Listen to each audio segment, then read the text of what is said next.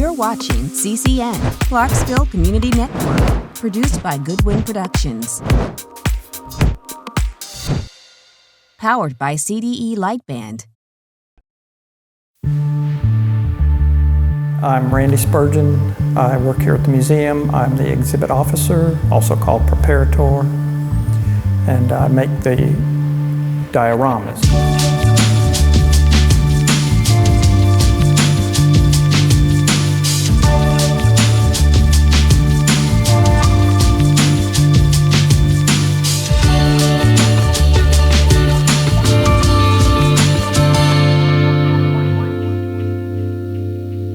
One of Randy's favorite things to do is to make dioramas. I think he does it for sport as well as for work. And we were thrilled that he was able to build our lunar module that you'll see in the lobby from scratch.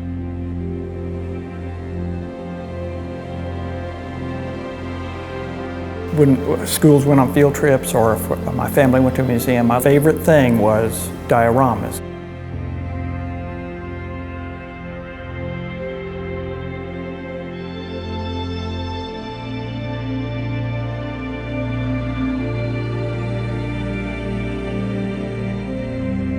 Each diorama is so different.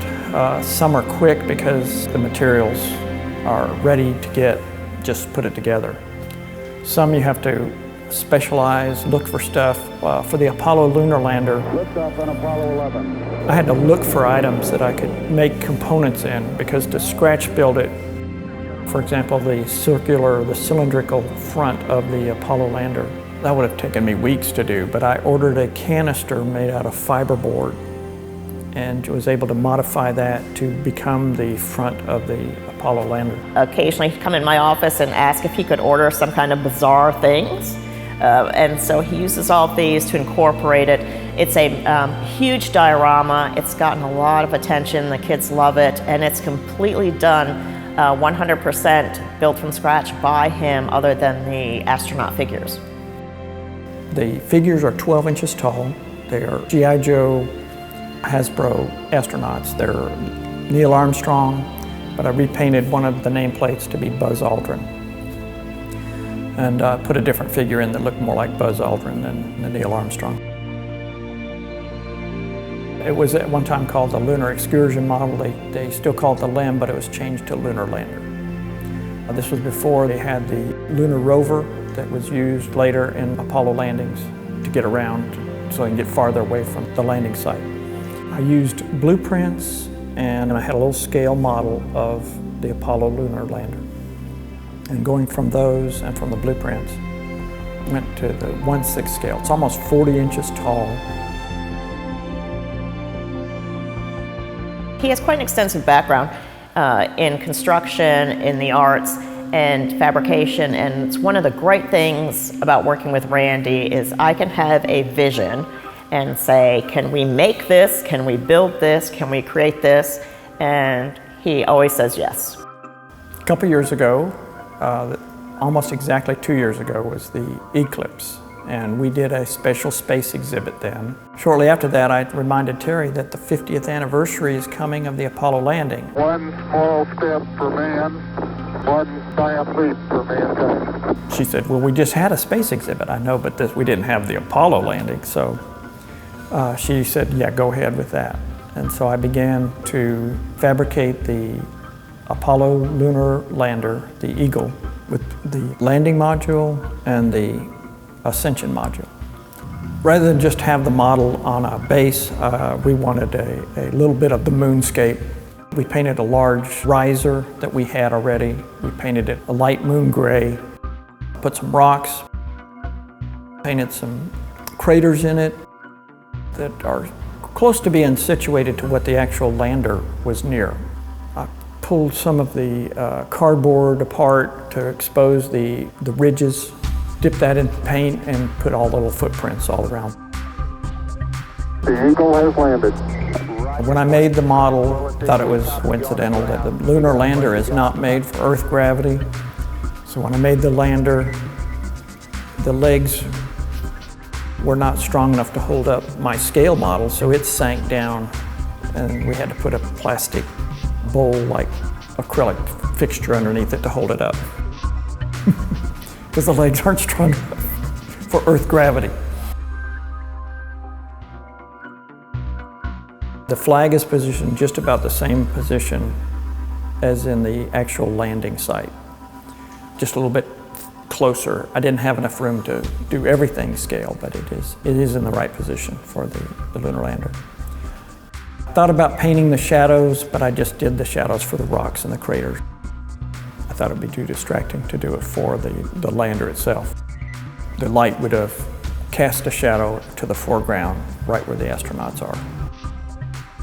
The ascension module comes off of the landing module. I've already put in for 2 years from now, 3 years from now rather, to have the last man on the moon using the same ascension module, only lifting up off of the launch pad, which is the lunar lander part, the bottom part.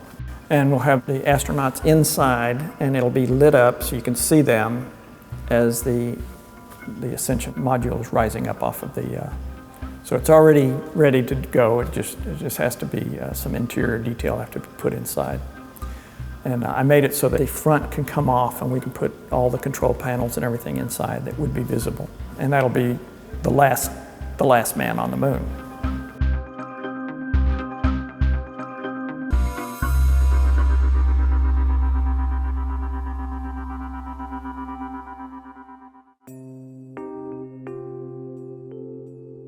I am thrilled to have a very small and mighty team that I work with here at the museum.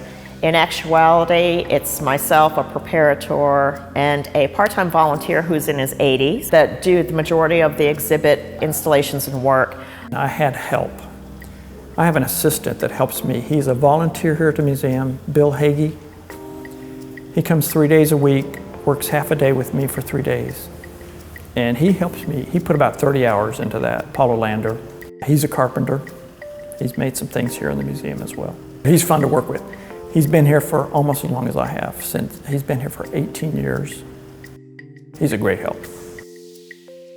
Our preparator, Randy Spurgeon, is actually quite a gem for us to have. He and my volunteer are always able to build me anything I need, which is great, which saves the museum a lot of money from not having to hire outside fabricators. That took me 2 months to do, and we were still doing other exhibit installations at the time. So the last week I did put in a lot of overtime.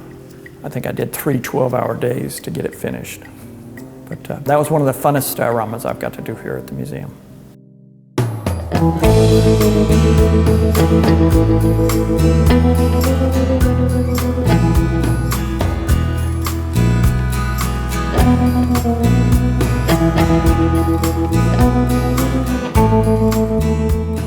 I love transportation, and I was interested in the stagecoaches. I found out that there were stagecoaches that used to go through Clarksville. And so I started scratch building the Great Western Road stagecoach. Came out of Nashville, went to Clarksville, went to Hopkinsville, and there is even a post house for the stagecoach north of Clarksville near Fort Campbell. So I just had fun looking all that stuff up, and I said, I want to make a model of the stagecoach. So I started making it on my own, on my off time, weekends and things. When Terry found out about it, she suggested I do a little diorama. So I made the buildings in a street scene and put the stagecoach in the street scene.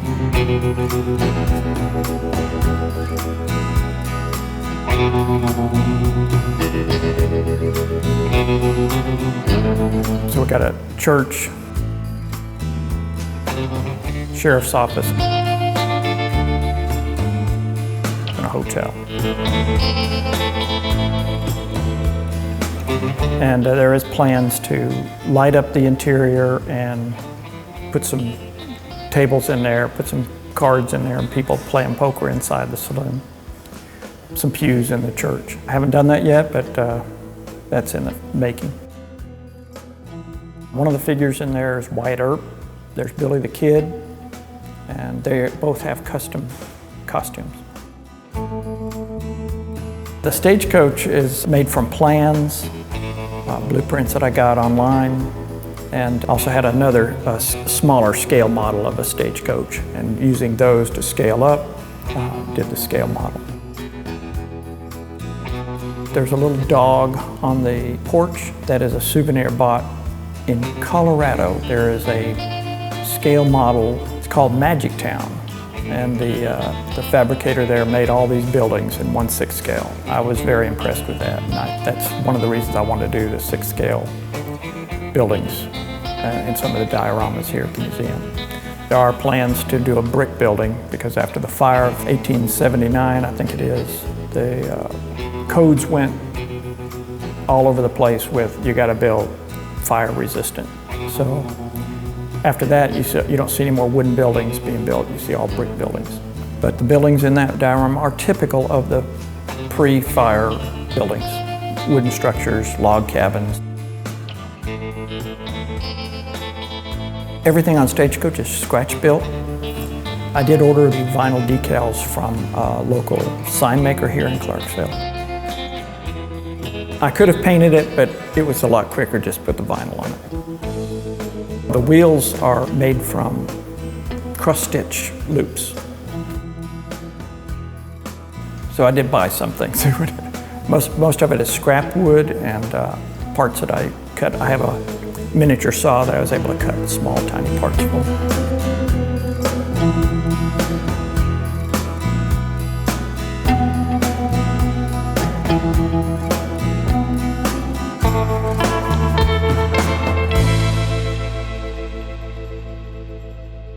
I'm from Oregon originally. I was born in Lebanon, Oregon.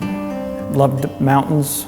I loved scenery, landscapes, which I do like to reproduce in some of my dioramas. I like to do a lot of water and mountains and trees.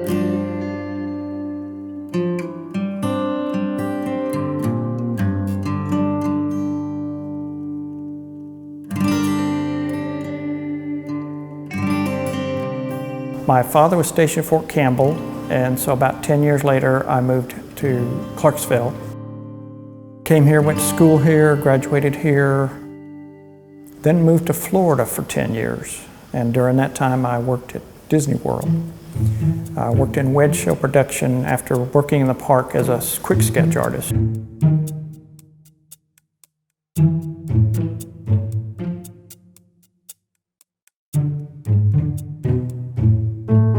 There they fabricated all the objects, rocks, trees, people, things that went into the rides. Everything from the largest mountain to the smallest little flower in any exhibit. He's also an artist. He does watercolors and caricatures.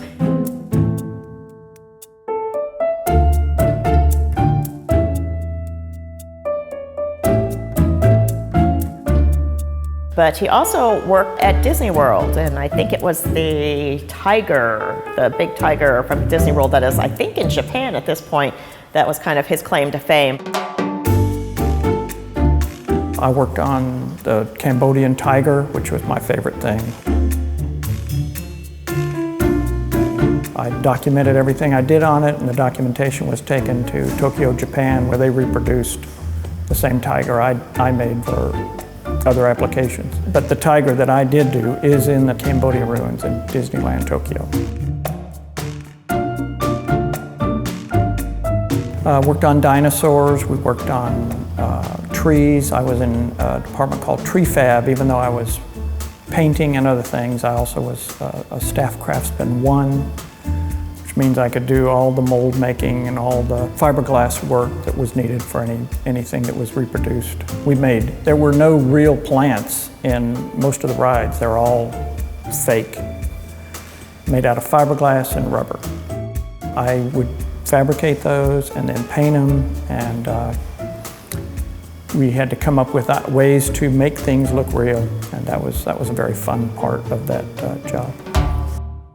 When Epcot opened and we got the artifacts, or not artifacts, but the objects for Disneyland Tokyo made, I got laid off. They didn't need as many artists. And so I had friends down there who were architects, so I got to work with them. in making renderings for the buildings they were doing. I had an architect friend who showed me how to read the blueprints, and started making architectural scale models. I always liked model making. The models that I made at first were just out of cardboard. I later started making them out of plastic, cardboard, and plexiglass. I got some pretty fun jobs doing that.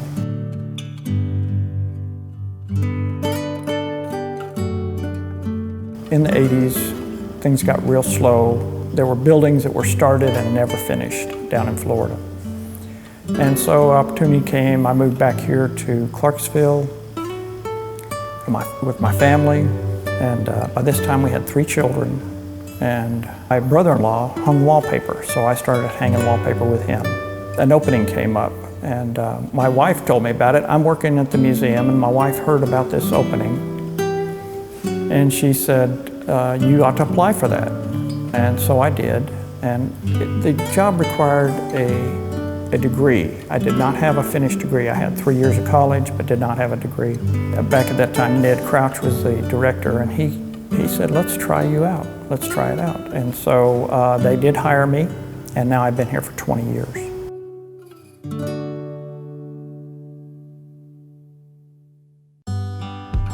I did the tobacco warehouse because of the connection to Clarksville for the dark fired tobacco. And we wanted a diorama that showed the interior of a warehouse. The outside is a different scale than the inside, but it still conveys the idea of the look. And the figures inside are clothed and posed from photographs that we've got from Clarksville Grange Warehouse. Typical clothing, I got on different websites you can order stuff, and I didn't make the clothes, but they're custom for the figures, for the period. The tobacco baskets are to scale, and I do have plans to replace the leaves in there, but they don't look like real tobacco leaves, so I got to change that. The mirrors are to make it look bigger. When you look inside, the warehouse looks bigger inside than it does on the outside. And I was thinking TARDIS when I did that. Everything inside is 1/6 scale. The hogsheads were large barrels made out of staves and then banded either with steel or aluminum bands. And they would compress the tobacco leaves down into it. And they would have a weighted, cylindrical shaped weight that would push the tobacco down into the hogshead. And this would prepare for shipping. These were put on ships or wagons to be transported to different various places. Clarksville is or was the #1 producer of dark-fired tobacco. And it's still a big crop here in Clarksville. If you drive out in the countryside in October, November, you'll see smoke coming out of barns. That's the time of year that people like to call in to the fire department because they think there's a fire in the countryside. And this is because of all the barns that are smoking. And that's the way the dark fire is cured. The model here at the museum is the burning of Palmyra.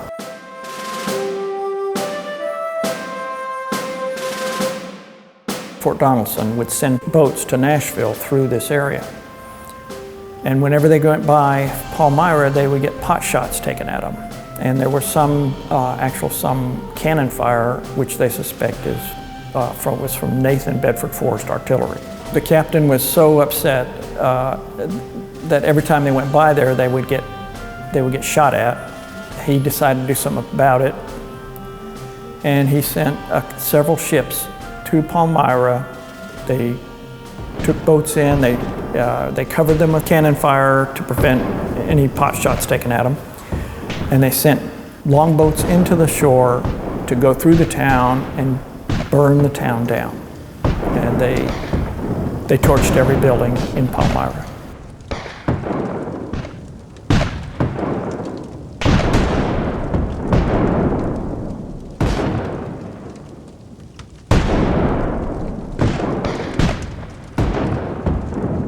When they did that, that seemed to have solved the problem. There were still people taking pot shots from the woods, but they reduced the problem quite a bit.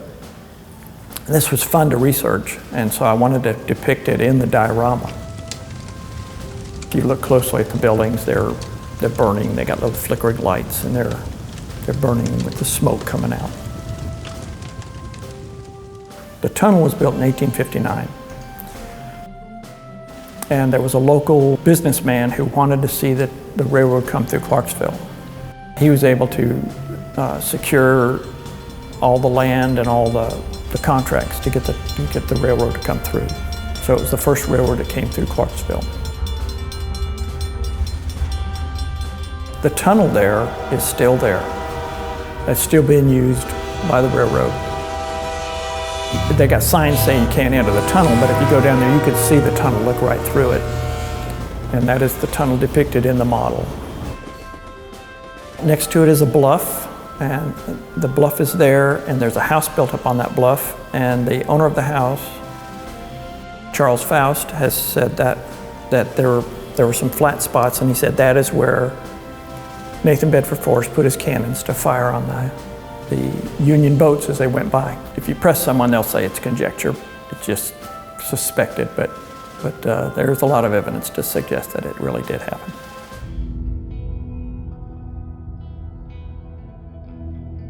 Both the diorama at Fort Defiance and the diorama here are the same scale.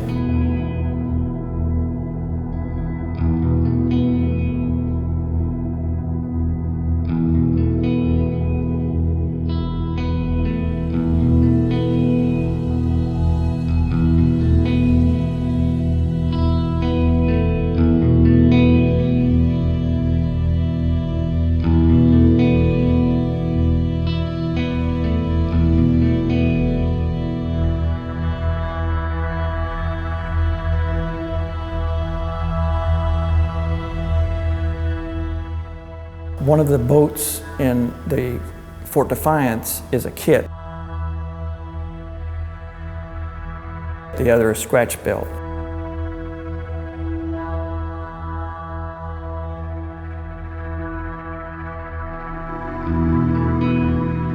The model here at the museum, the burning of Palmyra, the one here is scratch built. Those were called a timberclad. They also call them Conestoga ships. They were battleships made out of showboats. And they put oak timbers around them to shore them up to help prevent cannonballs from damaging during battles.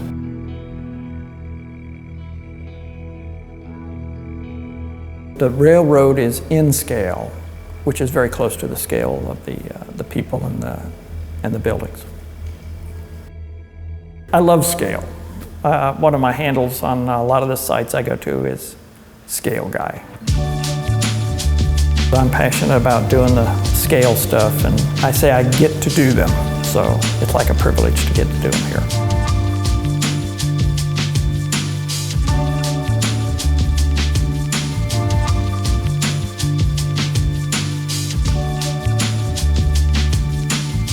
And I keep joking with Terry, we need to put up a large TV screen and put up a drive-in theater somewhere in the museum. She hasn't gone for that yet, but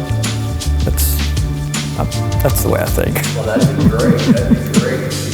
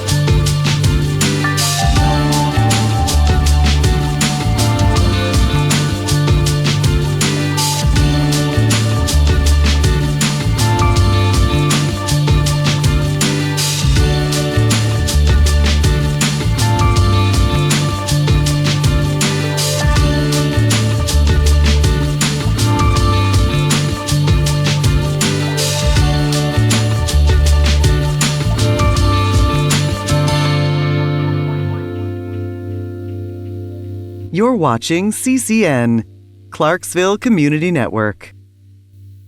For current and exclusive content, subscribe to CDE Lightband, connecting you at the speed of light.